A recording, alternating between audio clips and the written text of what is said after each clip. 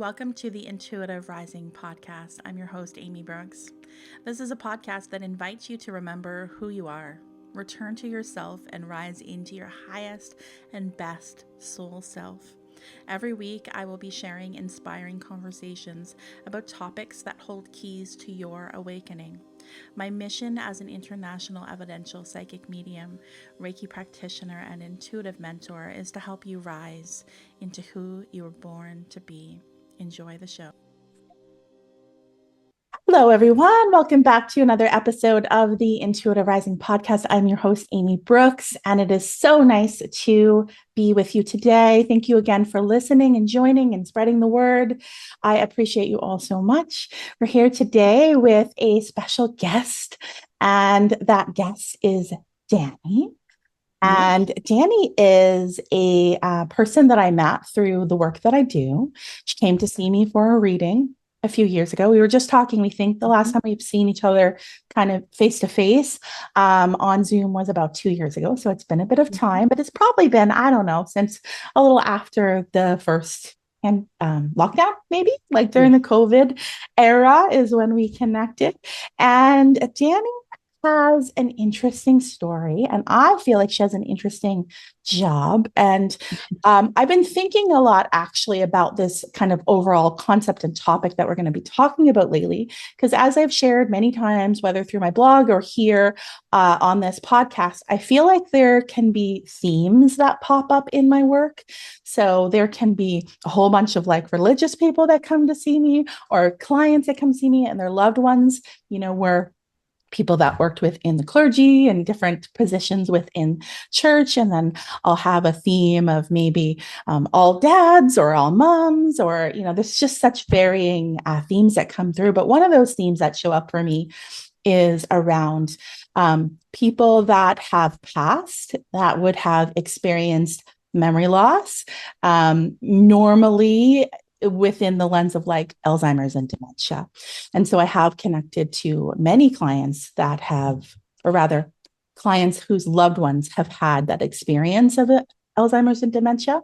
I also have this personal connection too, as my beloved grandfather, who was the spouse of my beloved nanny that you guys have all come to know, he passed away of dementia. So I have that kind of personal experience, both in, my life and how that kind of went down as he was getting sick, so to speak, as well as connecting to him in the spirit world and what he had to tell me about that. So those are kind of things that I'll talk about from my lens today. And then Danie's going to talk about it from the lens of being a patient care coordinator, as well as a volunteer as a care attendant, specifically for people with Alzheimer's dementia and end of life care. Is that correct, Danie? Mm-hmm. Yep, that's right. Perfect. So you have such an important job, I feel. Mm-hmm. Like Absolutely. anyone working in healthcare, like we bow down to you. If we ever needed a reason to see how important people in healthcare, working in healthcare are. We saw it certainly during the pandemic and the lockdown, and how much we need and how much how difficult and challenging that kind of work can be. So I would love for you to share how, first of all, let's talk about through like maybe the spiritual or I guess like the spiritual lens of how you came to be interested in spirituality in general, enough to lead you to book a session with me. And how did that come about? Was it just a random Google? It wasn't. For me, No? It wasn't. It's definitely been like a lifelong progression for me. Yes. And I was raised in a Catholic household, but my upbringing was I was a lot more spiritual, I would say. Mm-hmm. And so I've always been open to those types of ideas and the different avenues that can take you. And then eventually I found your page on Facebook, and we went from there. Amazing. So growing up in a Catholic household, what did the people around you, or were you influenced by the people around you, your family, your friends, with your interest in spirituality? Like, what did they think, being people that were raised with in Catholicism? It's different from person to person. Right. Where there were some family members that were very close to it Yes. because that's the norm. And Right. then you had other family members like my grandmother, who I also called Nanny, Right. where it was normal for her to talk Right. to the spirits. You know, Right. if we had a problem, well, talk to your grandmother or Right. meeting her mother, talk to this person, talk. And that was how we figured things out. It was a Right. normal thing in the Yeah. household. Right. So it sort of leads you into this path where eventually your mind grows, you discover Mhm. new ideas, and but not everyone is open to it. Some people are very closed off from it, and it's taboo. You don't talk about it. I have certainly seen that a lot in like some of the clients that have come to me, or some spirit people that I've communicated on behalf of for clients around, like, say they come to see me and they want to connect to their grandmother or their mother, Hmm. their great grandmother, and they're worried about Hmm. what that person in spirit will say about them coming for a reading with me. Yeah. Right. And it's kind of like what has come up a lot of the times is that loved one in spirit to say, honey, like, I was always super intuitive. I looked at it through the lens of religion, right? I Yeah. looked through kind of the rule book, that we think Hmm. about in religion. And so it was okay. And I was very open. And it's not to say that they hid behind religion, although certainly I have connected to people that Yeah. have, that it almost made it okay for them, or they justified it in their mind. Or sometimes, right, if you look back kind of historically, when you think about how things used to be, when we talk about Hmm. the witchy kind of era, right, and women just being kind of naturally wise, not just women, but Hmm. like the divine feminine, certainly being Yeah. wise and grounded, and a sense of all knowing. And then we know how all of that went. And then, of Hmm. course, there would be within our lineages, many of us, if not all of us, there would then be a sense of like, I must hide that because Very it's much not so. safe for me to be out and about. So if we still want to keep that connection to the divine, because that is authentically who we are, then Hmm. it would make sense that maybe we would enter an establishment like church in order to keep that connection flowing, Yeah. but kind of like safely. So that's something that's Yeah. come up a lot for me in my work. Yeah. That has come up a lot. But yeah, I feel like mindsets are changing, certainly when it comes to different religions and people with different religious backgrounds, because I see a lot of people that come to me and say, you know what, like 10 years ago, I would have thought this was super taboo and I would have been really fearful of you. But now it's like nothing, it's just normal. And they want to learn how Yeah. to tap in more. So I think that's really promising. And I don't think it has to be one or the other. And I think that's what we're kind of opening up to, Yeah. as a collective. Like, it can be both, you And know? it happens to be both sometimes. I know, like, Yes. with when I think in my immediate family, it is both, Yes. where there's sort of an unspoken understanding that they both go hand in hand and they both Yes. interact with each other in a way Yes. that there's not one demonizing the other. I love this. I love Yeah. that. And I feel that's beautiful because there's so much value. There's so much, like, religion. I feel like if we take out kind of all the, more negative context that Yes. some people have, and we just kind of get to the root of it, there's something very, very sacred and special about it. And if we could like take that and hold that, but also hold this and have both, I feel like that's really what it's all Yeah. about, or what it could be. And so thank you for sharing those personal experiences with me. And I know that you, like me, feel like, that's kind of changing and becoming more of a Yeah. both. And that's what the spirit world has taught me a lot of, why can't it be both? Why can't it be a Hmm. little of both? Why are you guys so extreme? And I mean, you guys meaning humanity. Yes. We're moving out of extreme and trying to find more of a balance where both things could be true. So it sounds like throughout your life you've always been open to spirituality, whether it be through your connection to Catholicism Hmm. or through talking to spirits with your nanny.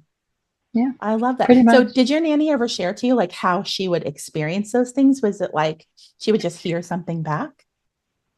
It was, I know with her when she would talk about it, it was more of a knowing. Right. It was Yeah. more of just whenever there's a problem, just put it out there. Yeah. Put that intention out there, and then eventually there's just a knowing that happens. Yeah.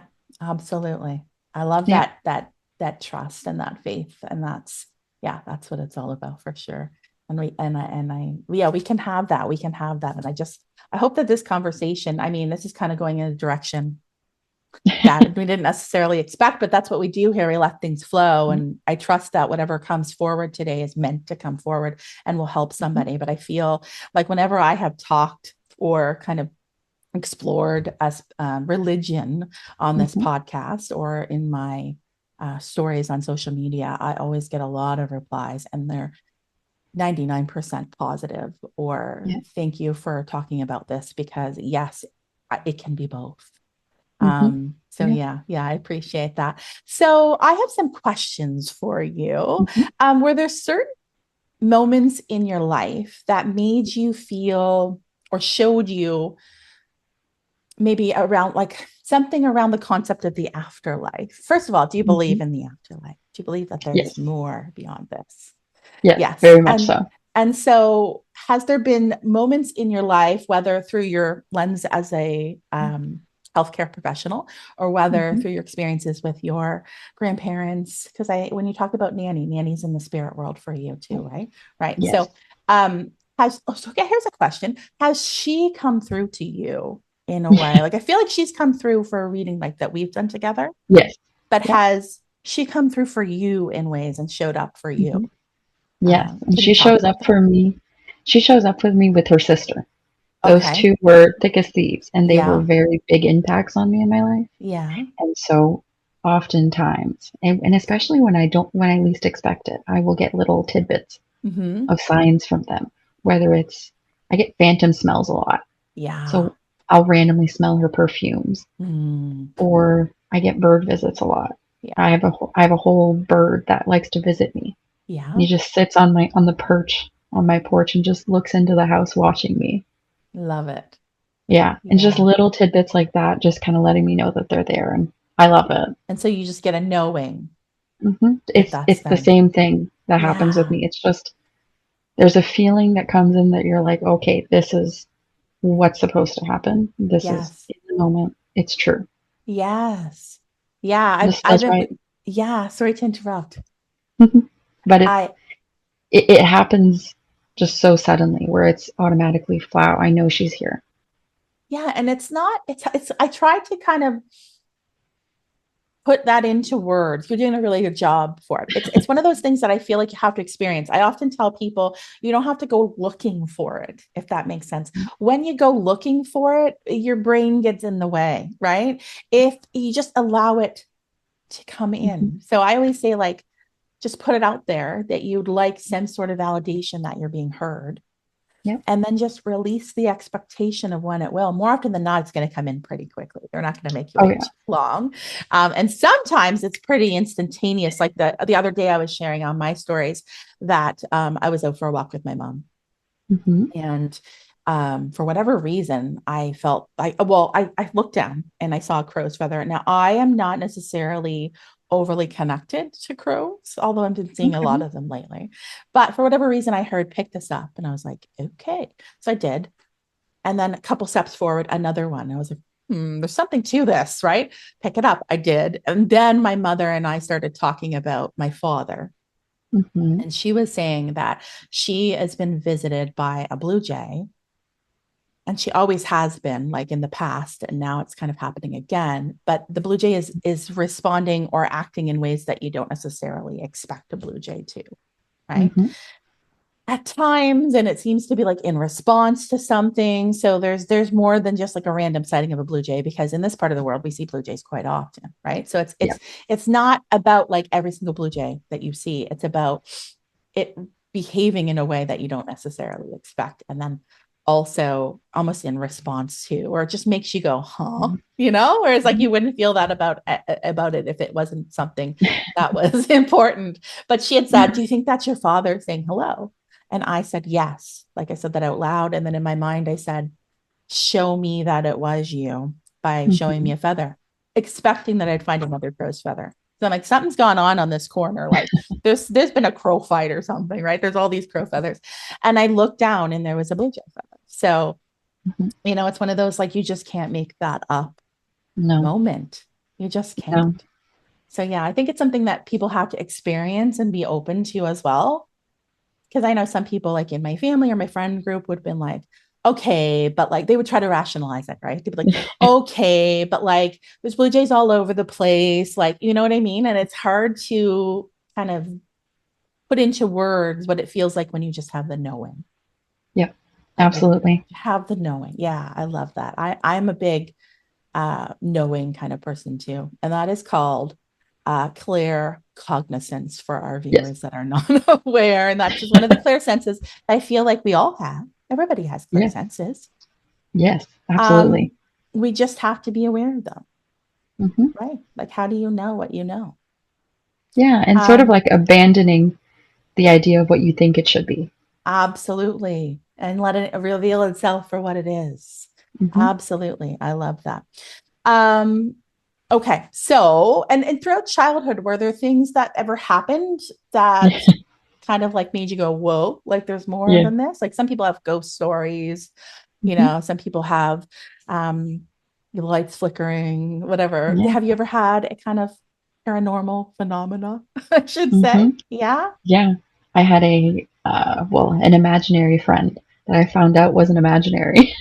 I Amazing. I used to have in our old house when I was younger, there was a woman that would come play with me, and I never knew who she was, and she never told me her name. But it was like very comfortable. I knew her. I felt like I knew her. And then later on, a few years later, we're visiting my great grandmother, and she had this huge wall of photos, just filled with family photos. And I'm looking at the pictures because I really like photographs. And I spot the woman in a picture. And I took the picture and I ran to the kitchen and I was like, look, it's my friend. Right. And my mom, I remember, just kind of stopped and stared at me and was like, your friend? You've never known her? I said, no, no, this is my friend. She plays with me. And it just so happened that that was my Aunt Helen, who is my middle name. Wow. Yeah, Wow, that's so incredible. yeah. I had an experience like that too. And I actually I just spoke about that on the last podcast I recorded with Gianna, who you guys will hear that soon. We talked about soul work and what it means to do your soul work. But I shared a Hmm. similar experience because we kind of got on the topic of near-death experiences. And as you Mm, may know, like I had a near-death experience when I was 6.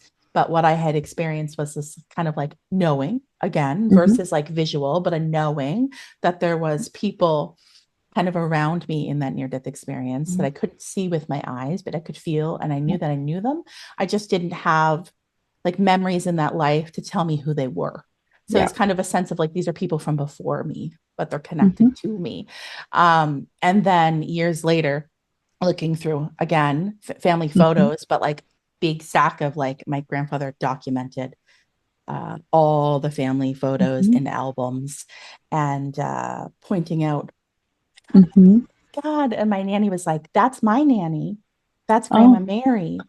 And I was like, oh my God, I saw her. Like I felt her presence, the same kind of thing. And then years Hmm. and years later, after I kind of came out of the mediumship closet, so to speak, Hmm. she revealed to me. So kind of like, it was kind of like blasé, like it wasn't even, I remember her saying it like just kind of in passing. And I'm like, what? You can't drop a bombshell like that. But she shared with me that Mary was a medium. Wow. And I was like, okay, of course, Mary would be connected to me and like be there because I feel when people ask me the question, do you feel like it's always been in your path to be a medium or did you experience things as a child? I always say that cracked the door open for me.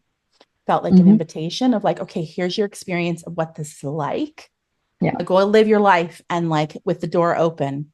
And then one day the door will be blown open and you'll walk through, but you'll Yeah. never be afraid because you've had this experience. And I really, Exactly. really believe that. So that's beautiful.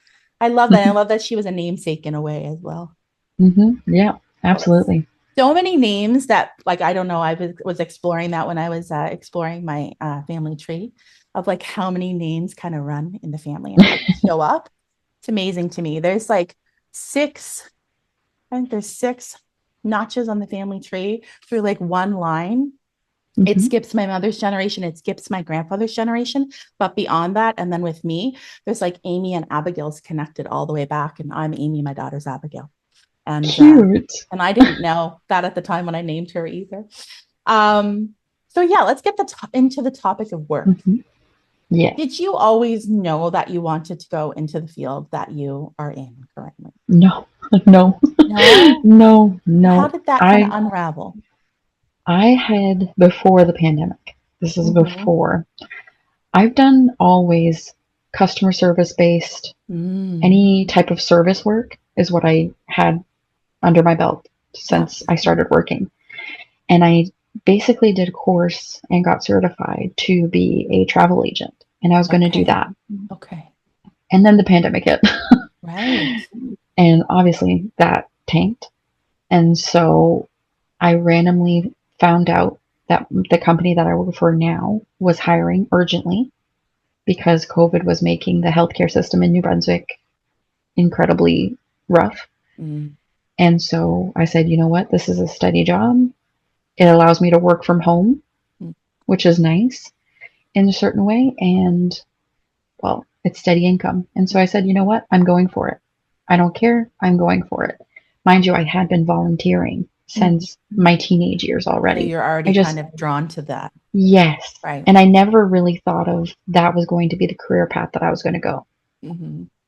And then once I started with the pandemic, everything really just started falling into place really smoothly. I Mm. was really good at Funny how that it. happens, isn't Yep. it? And Yeah. now I couldn't see myself doing anything else. Right. Yep. This is so like in line with what Jana and I were talking about on the podcast about soul work, about how you can't really run away from what's meant for you. You can't miss Mhm. out on what's meant for you. If it shows up in your life when you're 18 or when you're 46 or when you're 65, it will show up in some capacity. And Yep. when it does, I feel like if we decide to, open the door to that and walk through Mhm. the door, it happens quite easily. Yeah. It's Very not much so. like force and it's not push.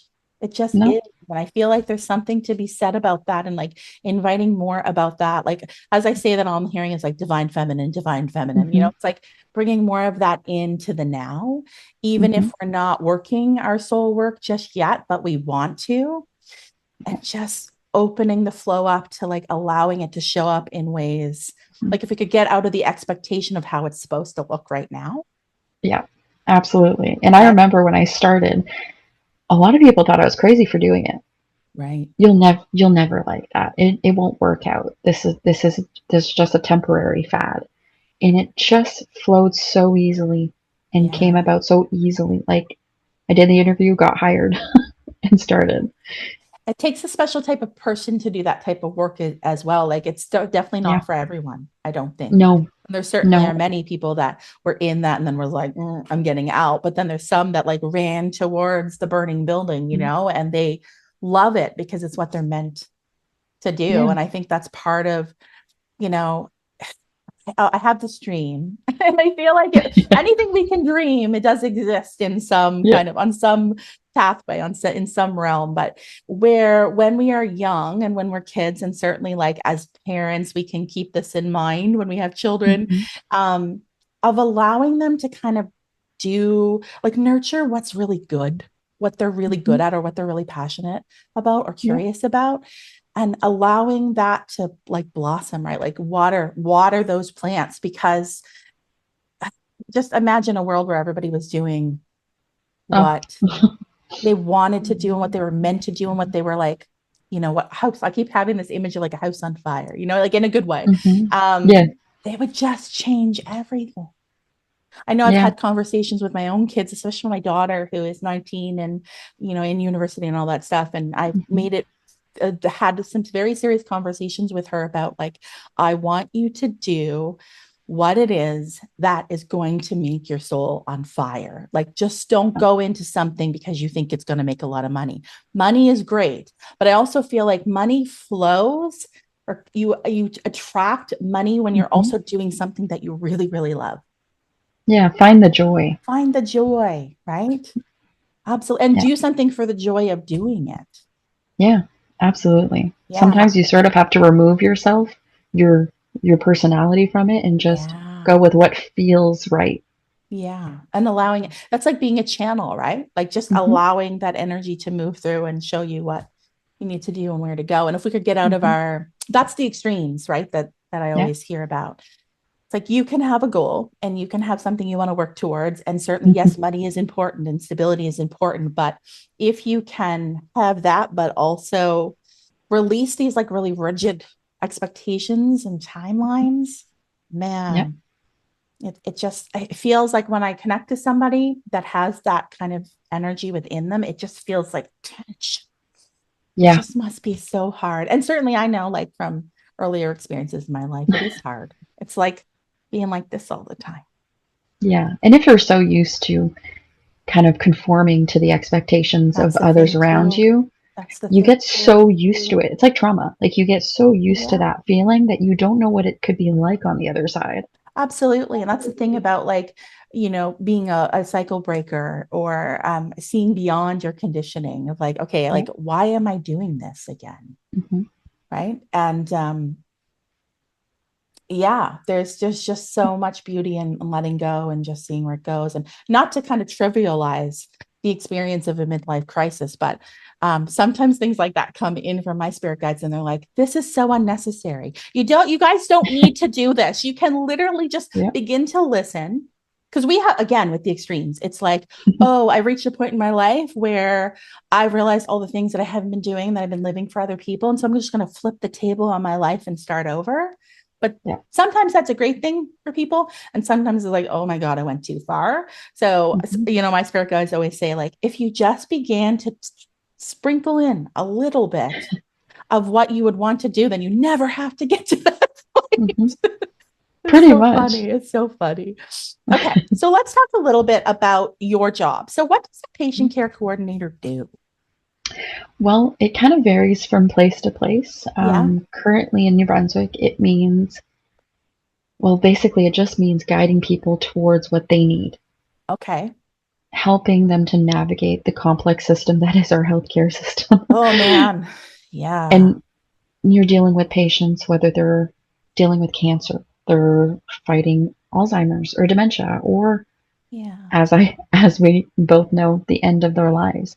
It's a matter of getting them the help that they need and how to access that as smoothly as possible so that their care is number one. So, a guide. Basically, Yeah. yeah, Yeah. make things happen. I could see that in my mind's eye. I could see like an image of somebody standing and there's like two paths. And one Hmm. is like this kind of overgrown bush where there's like, like a big overgrown rose bush that needs some tending. Hmm. And the other one is like clear cut. Let me help you. Hmm. Yeah, I love it. You're a guide. You're a Yeah, guide. it's like Okay. holding people's hands through the process. Yeah. But like, you have such great energy. That's such an important job, number one. And I'm sure you help as well with like families, like people that Yes. are the support people for these patients. Such an important job. Such an important job. And then tell me a little bit about your volunteer experience. So you talked a little bit about you've been volunteering since you were a teenager. Has it always Yeah. been in the same um, department, Yeah, for lack of it a better was. word? Is that what we would call it, department? Yes. Yeah. I basically started volunteering in that side Yeah. because that's where the need was. Okay. And I know in my community, especially the Alzheimer's dementia patients, most of them didn't have family members that would visit. Mm, Most of them were just always alone. And it was somber. It was that there's sad. no life. And so as a volunteer, you can kind of go in, obviously help with the day to day, but you can also help with the mental, emotional aspect of it. Because Mm, that's what hurts even more mhm. with these types of cases, whether it's end of life or Alzheimer's and dementia. Yeah. Yeah. You're touching on something that, like, for me has always been a little bit of a wound because like with my grandfather, he was like a father figure to me. My grandparents were like parental figures to me growing up. Spent 50% of my time at their home. Hmm. You know what happens when you get to be a teenager, you have your own social life, you're Hmm. dating and things, spend a little bit less time. But it was Yeah. around that time, I think I was about 20 Hmm. when he started to show some symptoms of memory Yeah. loss and like more serious memory loss. And Hmm. then I was in university and I just remember almost like being afraid to go visit. And that's a because common it was experience. so, and I still have guilt about it because he was such an important person in my life. And I had so many things I wanted to say to him, and express to him. And certainly I did at the very end, but yeah, it must be a common kind of thing to go, oh, this hurts so much. This is Yeah. so hard to see and Mm-hmm. witness, because it's like a slow death. It can be like a slow death, right?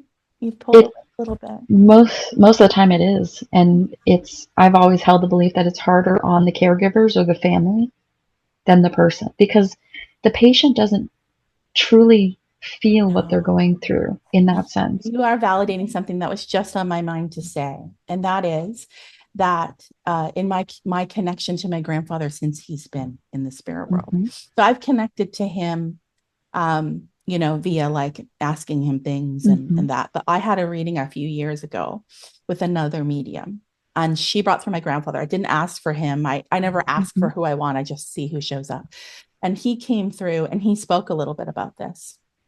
And what he said is, I don't want them to feel guilt. I don't want Mm-hmm. them to feel pain around my passing, or like how the quote unquote suffering that I Yeah. experienced at the end of my life. He said, because from my perspective, now that I'm here, they suffered much worse Mm-hmm. because I wasn't really there. Yeah, Right. absolutely. And you Yeah. see that every day Mm-hmm. working with Alzheimer's and dementia patients, because they truly are in their own world, but the family on the outside has to experience the delays, that I like to call it, where the person can be one experience, and then 5 minutes later they're a completely different Yeah. stage of their life. And that family needs to basically reconcile with the two of them Yeah. in the That's moment. hard. Yeah. Yeah. That's so hard. And so, yeah, that's why people like you are so important, with the support and even the education, or even like just like listening, or Yeah. like this is to be expected, or this is normal, For Mm-hmm. me, I feel like having that knowledge of from hearing from my grandfather, but also when I connect to clients of mine, their loved ones in the spirit world who have passed of dementia or Alzheimer's, it's healed me as well, Yeah. because knowing that, because what I experience, what I hear is kind of, I have a foot in both worlds. And so Very much I'm so. experiencing what it's going to be like when I am weightless and formless and in my energetic form, where I am Mm-hmm. completely healthy and well and clear, and all of my loved ones are here. Yeah. So, this kind of this feeling of like, then I'm kind of back here in our reality, and it's Mm-hmm. confusing, and what the heck, and oh my goodness, I want to go back, so it's kind of like Mm-hmm. this confusion for them as well, being in both places. But Mm-hmm. I find like knowing that brings me comfort and peace. And I feel like if I ever had to go, and knock on wood, I never do, if I ever had to go through an experience like that again with a loved one, I feel like it would help me to know, oh my God, Mm-hmm. what beauty and joy and wonder are they experiencing right now when they're Mm-hmm. not here with me? Like, where are they? Mm-hmm. Um, yeah, yeah. Do you ever And think about things like that, or do you have the same yeah, mindset that that could be true for what you're experiencing with people? yeah. And you Mm, see it. I see it often, where you will have a patient, and patients, especially with dementia, sort of reach a point where they've sort of let go of the opposition of it, because yeah, certainly in the early stages it's frightening yeah. losing your memory, and so there can be aggression, there can be Mhm, defiance of it. But they mhm. sort of seem to get to a stage where their body's just used to it. And so they're going from one life to another, one age to another. And when you can truly understand that that's what they're supposed to be doing at the stage that they're at, Yeah, and you just kind of flow with them, it yeah, can be really cool, because you can get some fun experiences and stories out, and you just yeah. flow with them, whether they're 5 years old or 36. Right. That's such an amazing thing to think about. I think that will help so many people listening, Mm-hmm. if they're navigating that experience now with a loved one, or they will in the future. Just kind of, yes, there's grief, and we will grieve the loss Yes. of the person that, what Mm-hmm. who they were to us. But if we can just kind of, ride that kind of wave with them and experience it, and also know that they are not they're not suffering in that moment. Like No. they're not suffering. It actually feels, when I connect to somebody and they walk me through that process, it feels like freedom to me. Hmm. The confusion, or maybe a little bit of the anger, the resistance, is like when I come back and all of a sudden I'm like, what? Hmm. And oftentimes that resistance can be exacerbated when they become lucid, have a lucid moment, Mhm. because then and oftentimes you see this with family members, where it's very hard for family members to reconcile that in their brain because they know one version of that person. Absolutely. And so when that person becomes lucid, has a lucid moment, there's sort of an underlying tension because they know that they weren't truly who they needed to be for their family, Yeah. but they don't know what that was. And Mm, the family, they can feel that tension from the family as well. And so that's where sometimes aggression comes out and some defiance comes out because it upsets them that their right. family is upset. But they're Right. also very in a state of confusion that, well, I don't know what I was doing 15 minutes ago. Right. Yeah, just imagine. I tried to Yeah. imagine it, and it's difficult for me to Hmm. imagine what that would be like. Wow, that's so interesting. Okay, so have you ever had experience? I know, like with confidentiality and all of that, we Yes. can't get into specifics, but in general, have there been some experiences that you have witnessed or been a part of Hmm. with a patient that would have had dementia, Alzheimer's, or maybe even palliative care, somebody that Hmm. is not struggling with that, but is at the end of their life, in which they have discussed or talked about any sort of spiritual visitations or any like newfound awareness about things Hmm. that they're yeah, I'd love to hear about that. That's okay with Yeah. you. And it happens differently for each side. Yes. When it comes to end of life or palliative care, oftentimes, one, there's a sense of knowing. Most of the patients will absolutely know that they are nearing their end. Yeah. It's a knowing, whether they've been told or whether they just feel it. They just know that it's happening. And oftentimes, especially for patients that are not fallen into a coma or Mhm. sleep or anything, they'll start to describe, oh, well, this person's here, or this Mhm. person, or why did this person call me? And they start to have these little, what I call visits from their loved ones leading up to them leaving. And then I always find when you're caring for them, oftentimes you'll start feeling things too, whether it's a rustling in the curtains or a sudden like shift in the temperature, like Yeah. even you'll start to hear little phantom sounds. Mhm. Or And you're smells. just, yes, and you're Mhm. just kind of going through it with them in a sense, Yeah. especially if you're open to it. Yeah. I love this topic, and I love that it's becoming kind of more mainstream. I know there's like a few people on TikTok and Instagram that are nurses, end of life care, palliative nurses, and then they've gone on and written books and shared experiences. I Mm-hmm. think that's so important. And certainly I have gobbled up all that information because it really, it just, it puts the whole puzzle together. Like what Yeah. I'm doing and what people are experiencing is all coming together. And for me, it just all shows the truth. And so I love Mm-hmm. that people are talking about that more. It's reminding me of an experience. My sister also works within healthcare. Currently, she works with women going like pregnancy and any Nice. problems that they're having with pregnancy. And she used to work though at a long-term care facility. And I remember her Mm-hmm. telling me many years ago about this experience where there was an older gentleman, and one night he kept talking about the bells ringing, the bells ringing, the bells ringing. Mm-hmm. And they're like, I don't hear any bells, but they're like asking him questions, keeping it Mm-hmm. open.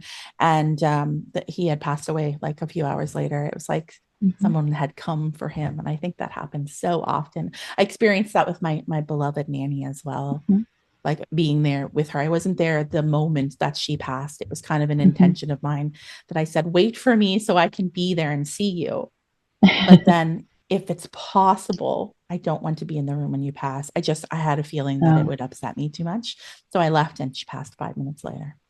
But the experience with the yeah. mourning doves, and I think that you know that story, and Mm-hmm. certainly Yes. podcast listeners know, but there's just this knowing of like, oh my God, like that represents loved ones in the spirit world that have come for her. I just had this knowing they're Yeah. here. It's time. It's very, very soon. It's happening. And it was like And an hour later that she passed. Yeah. and often, like, I know I had my own experience with my Mm-hmm. nanny. I was there when she died. Mm-hmm. And I remember the night before was the night that the doctors were saying this was it. We've got a couple hours and that's about it. And I was so angry because my mom and my dad didn't want me there. So they Okay. sent me off with one of my aunts. Mm-hmm. And I was so angry that night. How old were I you? knew 13. Okay. 13, I lost her young, Mm-hmm. which same as you, Yeah. Tragedy. she was a parental figure for me. Mm-hmm. And so that night I remember going to bed at my aunt's house and I was just so angry. And I said, I want to be there. And the next morning, woke up, called my mom, and she was still alive. Mm-hmm. You And waited I for that. said, well, I told my mom that morning, I said, that's fine. I'm not leaving today. It's happening today. Yeah. And I need to be there. And I remember going to the hospital that day and everyone left the room and I crouched down to her ear and I said, listen, you can go now. Mm-hmm. I will be here. We will take care of it. It's fine. Such And then wisdom that, and strength at 13 years old. Wow. it, and I get it from her because Yeah. she very much taught me what a strong woman was. And I remember that night, so the whole family's there. We had one of the big rooms for palliative care. Mm-hmm. And we're standing around her bed and people are praying and it's sort of like the in between you're waiting. And I get this sense that something's happening. And immediately I get shivers running up my body. But I don't react because I don't know what's going on. And in my ear, I start to hear her sister and her mother. And I can feel their energies in the room. And it was almost like it was static in the room with us. Yeah. Just you could feel the energy was there where no one else was reacting to it. Yeah. And then once she took her final breath, I looked at her and it was again this sense of knowing that like we're all there, but I also immediately felt the warmth on my shoulder, which I've experienced from time to time in times of emotional struggle, Right. where it's just like this comforting hand on your shoulder of we're Mm-hmm. here, it's okay. Wow. Yeah. So That's it amazing. happened so smoothly. Right. So I can see how, number one, I see that little like healthcare professional in you at 13 based on what you're saying. Like, to let me take charge, like I got this, but being a Yeah. really like strong, grounded presence for people. Mhm. That's such a I feel like I've had to. yeah. But it's Yeah. also something that you've had to, but it also feels kind of like innately it doesn't feel Mhm. like Oh inauthentic. yeah. Yeah. Yeah. And I think what I experienced with my nanny at the hospital, because it was quite sudden and quite drastic what happened. Right. I think it led me to where I am. Yeah. It prepared me in a sense Prepared for it. you. Yeah. Yeah. Again, with that kind of preparation concept of things happening for us to prepare us Yeah. for what we're meant to. And Yeah. regardless of how or when that shows up, it will. Yes. Yeah, it will. It will. Have you ever had any experiences have you ever had any patients pass away when you are Mhm. caring for them? Other Yeah. than, well, obviously you weren't taking care, well, you're taking care of your nanny, but not in that Yeah. capacity. So can you But talk a little bit in about that, or if yeah, there's been in some a professional similarities or different? sense, Yeah. similarities, differences, it depends on the person. Yeah. Some people will go very quietly. Mm-hmm. And you don't it's sort of like a peace goes into the room. Yeah. Where, Still. with others, I personally have not had this experience, but I know someone who was there when a patient was passing, and anything that could go wrong in the hospital was going wrong, whether it was computers, Yeah. things ripping, breaking, just leading up to it, and then that room was just silent, The peaceful. intensity of the energy. Hmm. Yeah. Yeah. Yeah. I think that I'd be super curious. And I know this wasn't a patient of yours, but if that patient had that kind of personality, not like to Yeah. be angry or anything, but just like a bigger personality. Yeah. Just simply because when I connect to people spirit people in the spirit world. I always say it takes a specific type of personality that makes things go haywire or frigs around with the lights or the TV, right? Whenever I connect to a certain energy, I will feel that in them. And then I'll say to the person, do your lights go crazy? Like, does somebody turn the TV on and off? The ceiling fans go, yes. I can feel it in a person's personality. It's almost like an intensity, like a larger than life that then for lack of a better word, frigs with the electricity. It's just something that they do. And yeah, I love it. So I imagine that person that passed probably had a little bit of that fire in them. And in my experience, the bigger the personality, the more they will experience. Absolutely. Absolutely. Yeah. Yeah. Because some people are just very like zen and still and go peacefully in the night, and it's just like a little whisper. And there's other people that are like, ah. Hear me roar. Yeah, I'm gonna pull the fire alarm, guys. Yeah, it's so funny. So funny. I just wonder one day, I'm like, I wonder what kind of personality I'm going to be. Maybe a little bit of both. A little bit of both, Maybe. maybe. Um, so interesting. Is there anything that you want to share with us? Um, Anything at all that you feel like, because you're a listener of the podcast. Yes. Is there something that you would love to share with the listeners or think other people would be interested in? Any topic at all, whether it has to do with Alzheimer's, dementia, end of life, spirituality. I think for me, if I could give any sort of knowledge, Yeah. and this especially on the caregiver side, Yeah. let your emotions flow. I think, especially when you can see patients and their families, everyone likes to hold everything in, and I think that makes it worse. Yeah. It makes it harder to go through these types of things. It does. Where if you can allow yourself to let your emotions go, you sort of can relate more to your family member that's going through Alzheimer's dementia or any complex medical situation, because you can sort of now hold a place for them and their emotions, but also for your own. And I think that's what causes conflict sometimes in the emotions of caregivers, because they're sort of fighting for what they perceive as the person, where instead they could just let themselves feel the grief, because I like to call it the long grieving, because you really do grieve the entire illness for that person. And allowing yourself to grieve in the moment, and don't wait for that person to be gone to grieve. Allow yourself to go through it. Because it does give freedom to the person that's going through it to also be in it.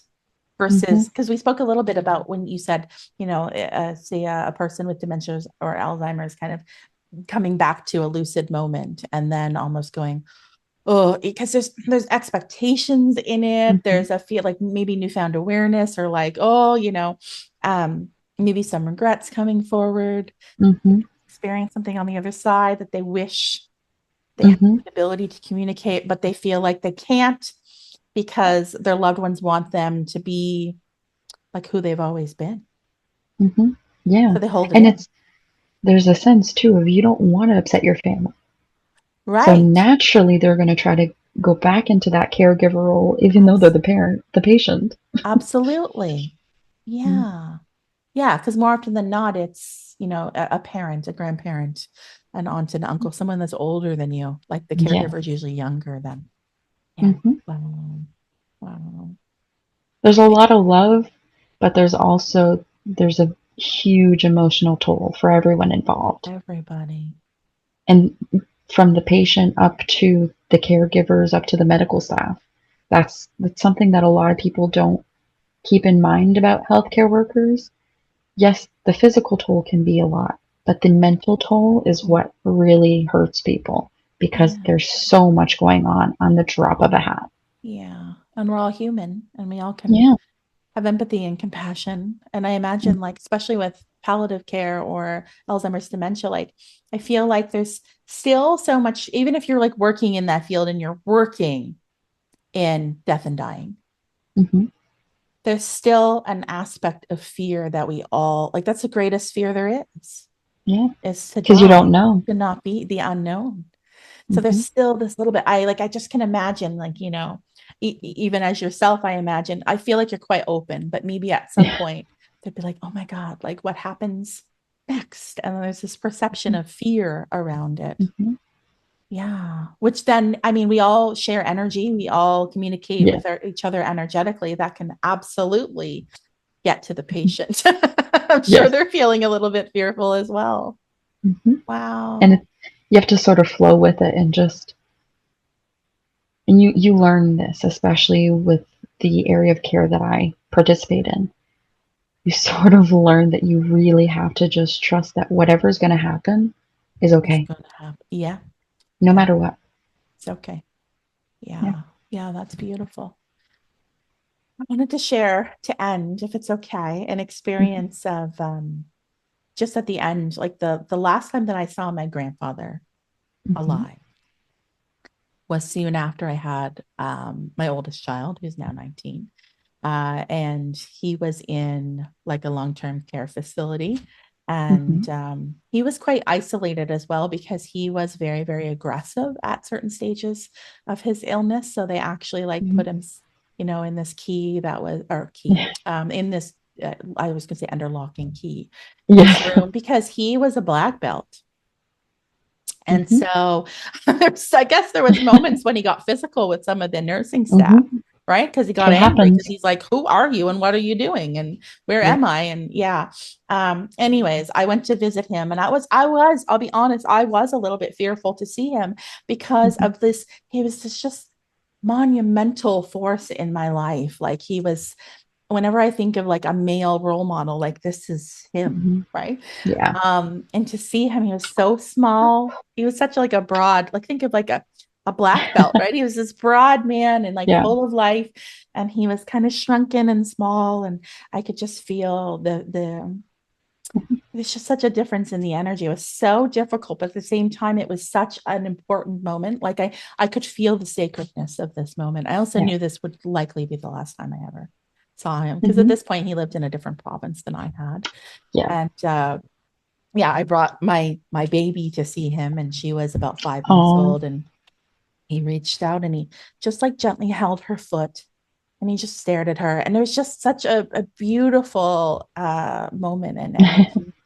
And I remember that's where yeah. I learned of the connection with the name Abigail because my grandmother Oh. likes to like, I guess she likes to save things, then like drop it and tell you, like she doesn't tell you ahead of time, right? It's like, oh my goodness, he would love that you named her Abigail, she said in this moment. And I said, why?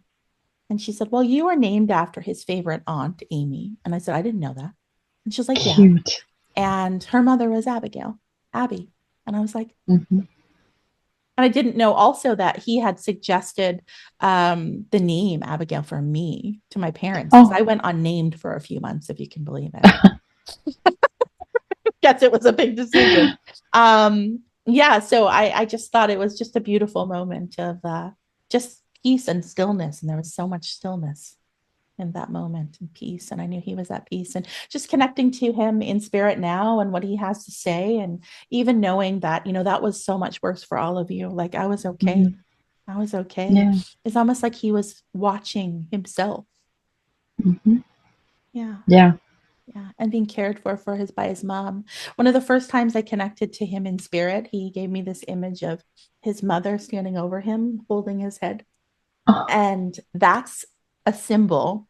Because you know how we can create language when we want to yes. communicate to spirit people, especially if you're like, doing readings and things, you want to create a Mm-hmm. language. You want to create a dictionary because it helps you get to something quicker. So Yeah. there's certain things like I will see like one of the old fashioned like nursing hats that tells me Yeah. right away this person is either a nurse or they work in the healthcare field. So they'll show me Yeah. that. But one of the things um, that I see when there's been head trauma or memory loss, hold my head. So they always hold their head when they're Mm-hmm. closer. But to see his mom hold his head, it's like, he's okay. I'm taking care of him. So sweet. And just That's like what a beautiful. celebration it is on the other side, it really is a celebration. It's like a huge family reunion. Yeah. Yeah. And you can see the beauty in it. The Yeah. more that you sort of let yourself see things for what they are, especially whenever it comes to like memory loss or any type of medical situation that's tough on the person in the family, if you can step back, there really is a beauty in it. There really is a beauty and a message to be found that you're supposed to be living this. And it's okay. It's going to be hard, but it's okay because it makes you a better person afterwards. I agree. On that note, I think that's a great note to end. Let that sink in. I know this is a weighty topic. I Yeah. understand that for some people living this experience or have recently lived this experience, it's a tough one. But I hope that conversation today and the